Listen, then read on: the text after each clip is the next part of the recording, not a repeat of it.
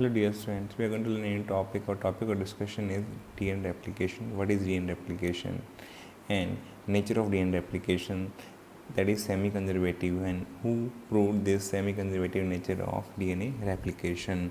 Therefore this video is going to be very important because we are going to learn this important topic that is come in NEET exam many times and may come in future also. Therefore watch the video till the end.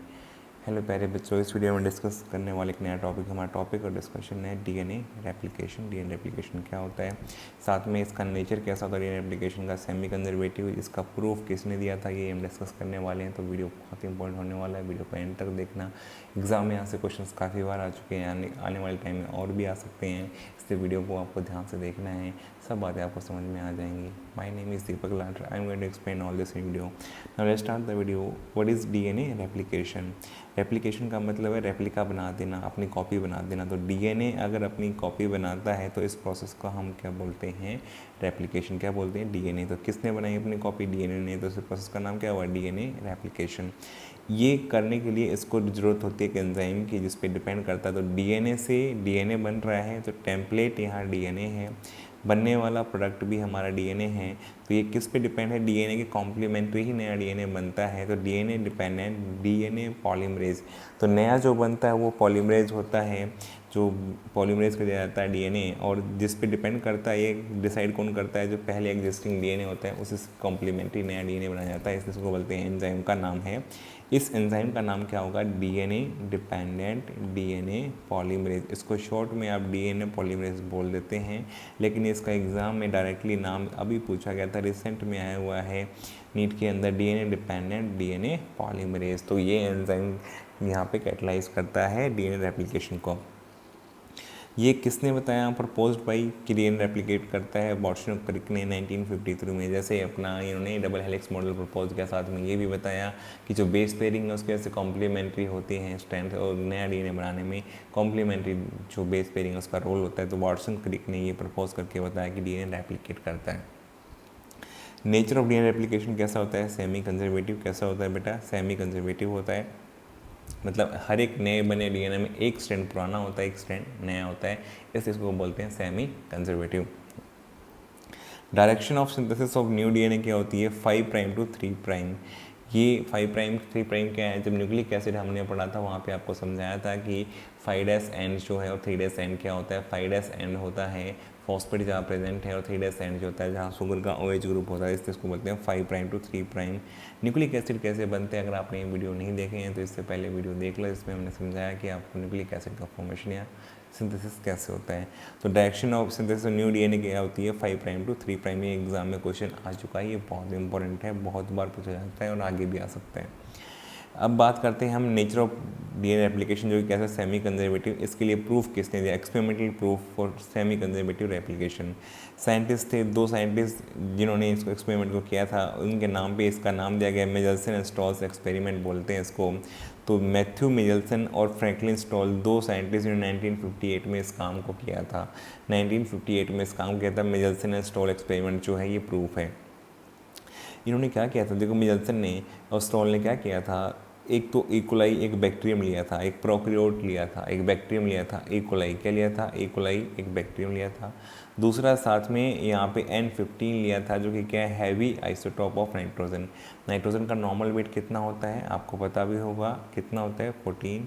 ये 15 वाला है तो ये कैसा है, heavy isotope, इसका wait 14 वाले से नॉर्मल वाले नाइट्रोजन से ज़्यादा है।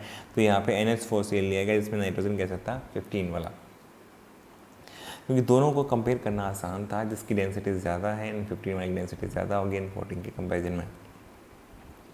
मान लो नॉर्मल इक्वलाइज जिसके अंदर N14 है, नाइट्रोजन कंपाउंड्स के अंदर सभी नाइट्रोजन कंपाउंड N14 से बने हुए हैं।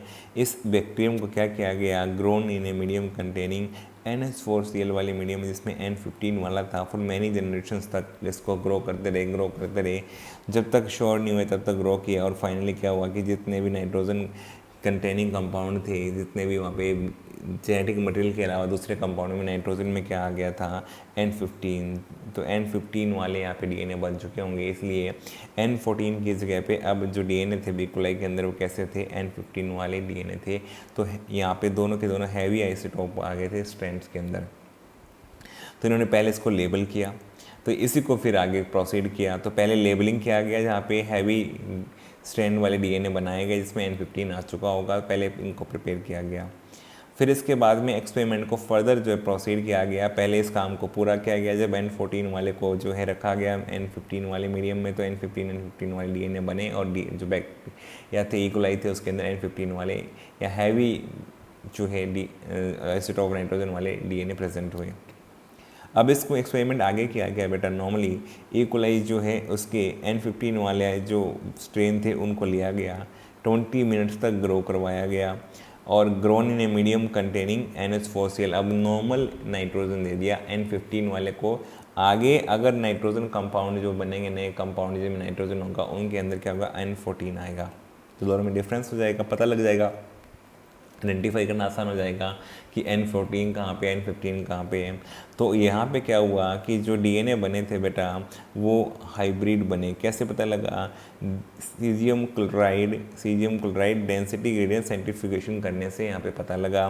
क्योंकि जब इसके सेंट्रीफ्यूगेशन किया गया तो इसके जो बैंड बने थे वो नीचे थे, क्योंकि इसका वेट ज़्यादा है एज़ कम्पेयर टू हाइब्रिड का वेट इससे कम होगा। तो इसके बैंड रिलेटिवली N14-15 के बैंड तो यहाँ बने थे, N15 वाले 15 वाले इनकी डेंसिटी ज़्यादा होगी, इनका वेट ऐड करोगे ज़्यादा बनेगा, इनका वेट इससे कम बनेगा तो इनकी डेंसिटी कम होगी। डेंसिटी मास बाय वॉल्यूम होती है, तो इसलिए इनके बैंड ऊपर की तरफ दिखाई दिए। तो यहाँ से ये पता लग गया कि हाइब्रिड डीएनए बने हैं। डीएनए कैसे बने, हाइब्रिड, जिसमें एक स्ट्रैंड पुराना था जिसमें N15 वाला और एक स्ट्रैंड कौन सा था, N14 वाला। दूसरे डीएनए में भी क्या है, N15 एक पुराना स्ट्रैंड था, इसे कॉम्प्लीमेंट्री N14। तो सेमी कंजर्वेटिव इसलिए बोला जा रहा है कि हमेशा जब डीएनए बनता है तो एक स्ट्रैंड ओल्ड होता है और एक स्ट्रैंड नया बनता है, तो कॉम्प्लीमेंट्री होता है ओल्ड स्ट्रैंड के।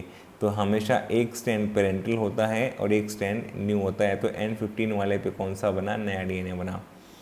फिर इसको 20 मिनट्स के लिए फर्दर ग्रो किया गया इन ए मीडियम कंटेनिंग NH4Cl, जिसमें N14 था, और 20 मिनट्स नेक्स्ट 20 मिनट्स के लिए ग्रो किया, टोटल 40 मिनट्स हो गए। इसलिए सेकेंड जनरेशन में हमने फर्स्ट जनरेशन में रिजल्ट देखे, सारे हाइब्रिड आए थे, जबकि सारे हैवी वाले थे जो यहाँ पे पेरेंटल थे, फिर हाइब्रिड आए फर्स्ट। सेकंड में क्या हुआ कि बेटा यहाँ पे दो तरह के आए, एक तो हाइब्रिड बने, तो दो तो यहाँ पे हाइब्रिड बने। दो कैसे बने, हाइब्रिड बने, और दो नॉर्मल या लाइट वाले जिसमें N14 था वो बने। तो दो लाइट डीएनए बने और दो हाइब्रिड वाले बने, दो हाइब्रिड बने और दो लाइट। तो रेशो अगर पूछ लिया जाए कि यहाँ पे हाइब्रिड और लाइट डीएनए का रेशो क्या है, तो 2:2, दो हाइब्रिड डीएनए जिसमें एक स्ट्रैंड N15 वाला होगा जिसमें सभी नाइट्रोजन, एक दूसरा स्ट्रैंड इसमें N14 वाला।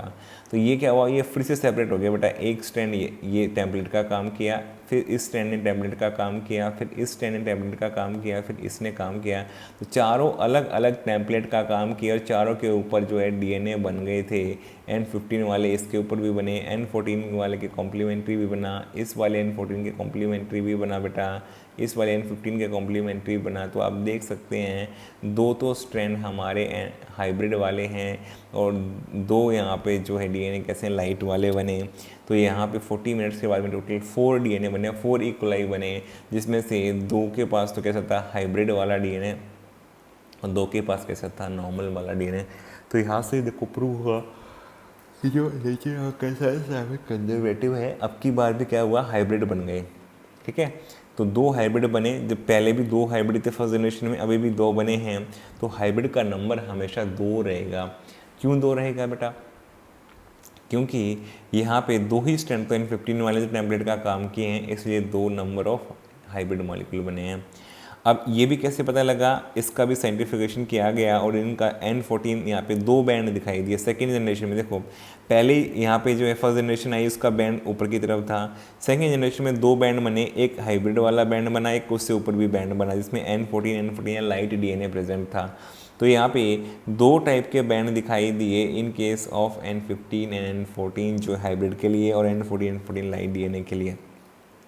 तो यहाँ पे 4 डीएनए बने, 4 इकोलाई बनी, 4 में से 2 के पास हाइब्रिड डीएनए था, इकोलाई के पास 2 के पास लाइट डीएनए था। रेशो क्या होगा, 2:2 था।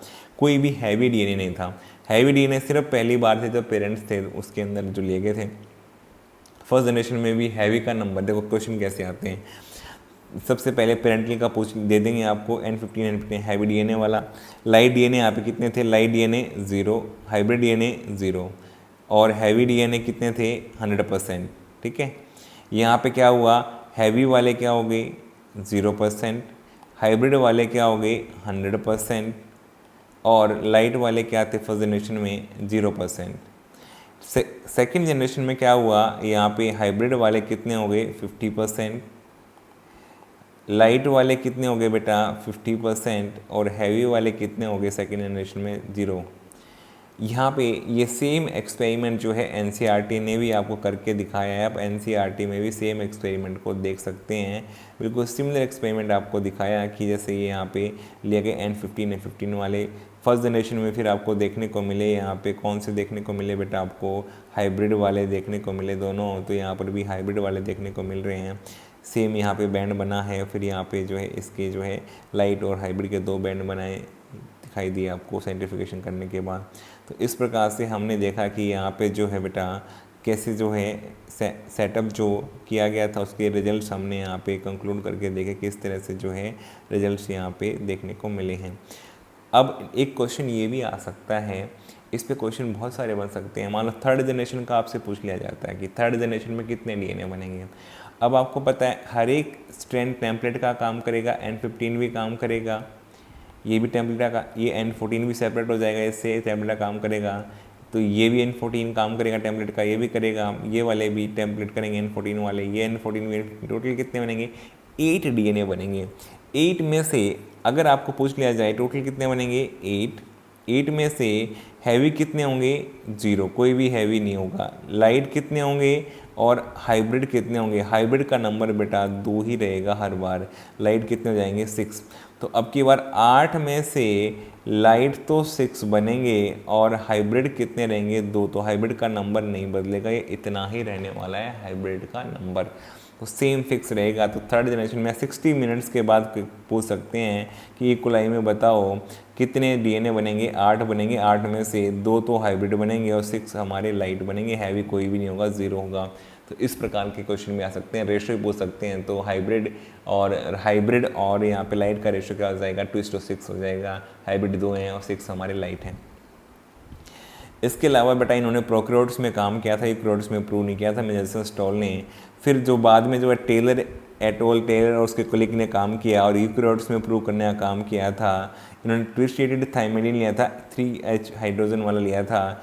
यहाँ पे प्रूव किया, ये क्वेश्चन आ चुका है बेटा, रूट्स ऑफ प्लांट की रूट्स में विसिया फैबा बीन्स प्लांट की जो है रूट्स में इन्होंने जो है प्रूव करके दिखाया था। तो विसिया फैबा जो है फैबा बीन्स इस प्लांट के अंदर और इसके किस पार्ट में, रूट्स के सेल के अंदर जो है इन्होंने प्रूव किया था सेमी कंजर्वेटिव नेचर जो है, और एक यूकैरियोट्स के अंदर प्रूव करके दिखाया था। तो क्वेश्चन किसी तरह से आ सकता है, बताओ किसने सेमी कंजर्वेटिव पहली बार जो है यूकैरियोट्स में प्रूव किया, टेलर एटोल ने जो काम किया सेमी कंजर्वेटिव नेचर को प्रूव करने के लिए किस प्लांट पे काम किया, विसिया फैबा किस पार्ट पे काम किया, रूट सेल के ऊपर। ये सारे क्वेश्चंस आ चुके हैं।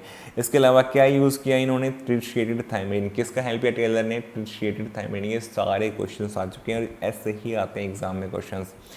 नेक्स्ट है केरेंस ने भी इनसे जो है यहाँ पे इंस्पायर होकर के इक्वलाई पे प्रोकैरियोट पे फिर से काम किया, ट्विस्टेड थायमिडिन लिया और अब की बार अपने काम के बाद theta model of DNA replication in circular DNA के लिए प्रूव किया। Theta model for replication in circular DNA के लिए जो होता है ये मॉडल इन्होंने जो है यहाँ पे केरेंस ने प्रूव करके दिखाया था और सेमी कंजर्वेटिव नेचर वे में जो इन्होंने प्रूव किया था कि सेमी कंजर्वेटिव। हमने जैसे अभी देखा, मान लो लीनियर डीएनए के लिए देख रहे थे हम, यहाँ पे हम लीनियर डीएनए की बात कर रहे थे फिलहाल, तो सर्कुलर की बात नहीं करें। लेकिन केरेंस का काम इंपॉर्टेंट क्यों हो गया, क्योंकि इन्होंने इसी काम को किस में बताया था, सर्कुलर डीएनए के अंदर प्रूव करके दिखाया था, इक्वलाई के अंदर। देयरफॉर इनका वर्क भी बहुत ही इंपॉर्टेंट था। यहाँ पर हमने 3 साइंटिस्ट के नाम लिए, मिचेल्सन स्टॉल जिन्होंने पहला काम किया, फिर हमने जो है समझा टेलर एटोल का काम, फिर हमने केरेंस का काम समझा जो कि सेमी कंजर्वेटिव से रिलेटेड तीनों साइंटिस्ट के काम थे। तो क्वेश्चन ये भी आ सकता है, मतलब किस साइंटिस्ट का काम सेमी कंजर्वेटिव से प्रूफ देने के लिए रिलेटेड था। तो यहाँ पे तीनों में से तीनों का नाम आ गया तो ऑल हो जाएगा। किसका नाम नहीं था इन तीनों के अलावा कोई और नाम आ जाए तो यहाँ पे वो हमारा आंसर बन सकता है। तो इस तरह क्वेश्चन भी एग्जाम में देखे गए हैं। तो सारी बातें एग्ज़ाम में आई हुई हैं, कैसे पूछी हुई है मैंने आपको ये भी बता दिया है। मुझे उम्मीद है सब बातें आपको समझ में आ गई होंगी। तो इसलिए आपको वीडियो अच्छा लगा है तो वीडियो को लाइक करो, कमेंट करो, चैनल पे नए चैनल सब्सक्राइब करो, अपने फ्रेंड के साथ शेयर करो। Thank you for watching the video.